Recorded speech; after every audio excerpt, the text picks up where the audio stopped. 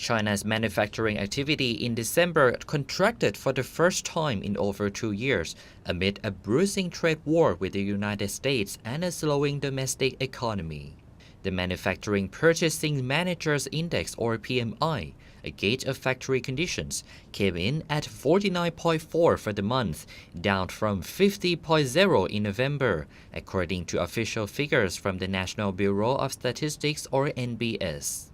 Marking its lowest point in over 2 years, the PMI fell below the 50.0 mark, separating expansion from contraction. NBS statistician Zhao Xinghe said in a statement that some industries have gradually entered the off-season of production, and companies are cautious about the recent market expectations. Due to factors such as more external environmental variables and slower internal demand, the recent import and export boom has been lower. He noted that the average PMI for 2018 has been 50.9, but a slowdown in global economic growth and international trade friction had impacted China's manufacturing industry. After spending much of the year locked in a trade war, China and the US are now reportedly preparing for talks after a 90-day truce agreed between Donald Trump and Xi Jinping in Argentina earlier in December.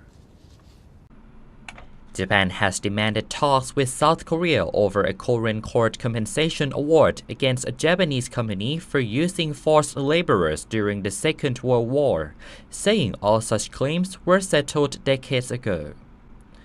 South Korea, for its part, called for calm. Ties between the Asian neighbors have been frosty since the court ruled in October that Nippon Steel and Sumitomo Metal Corporation should pay 100 million won, or $90,500 to each of 4 South Korean plaintiffs. The court on Tuesday approved a request by the plaintiffs to seize assets held by Nippon Steel in South Korea. Japan's foreign ministry summoned South Korea's ambassador to demand consultation based on an article of a 1965 treaty that normalized ties between the two sides. The ministry said it was the first time the article had been invoked. Japanese Chief Cabinet Secretary Yoshihide Suga told a news conference that the court decision was extremely regrettable. Japan has urged South Korea to take appropriate steps to avoid measures that were unfair to Japanese companies. Ford has said it will cut thousands of jobs, look at plant closures, and discontinue loss-making vehicle lines as part of a turnaround effort aimed at achieving a 6% operating margin in Europe.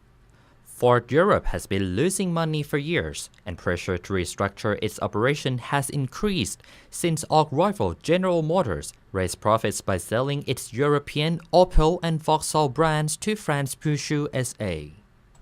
Ford said it would seek to exit the multivan segment and focus on developing more profitable crossover and sport utility vehicles, and will stop manufacturing automatic transmissions in Bordeaux in August. It will also review its operations in Russia and combine the headquarters of Ford UK and Ford Credit to a site in Dunton, Essex. When asked whether the revamp could include plant closures in Europe, Stephen Armstrong, Group Vice President, Europe, Middle East and Africa, said a review of the manufacturing footprint is part of this process. Ford's announcement on layoffs came as Britain's biggest car maker, Jaguar Land Rover, is also set to announce substantial job cuts. Armstrong said any layoffs and plant closures at Ford would be subject to the outcome of formal negotiations with labor representatives, adding that he hoped that job cuts could be achieved by voluntary means.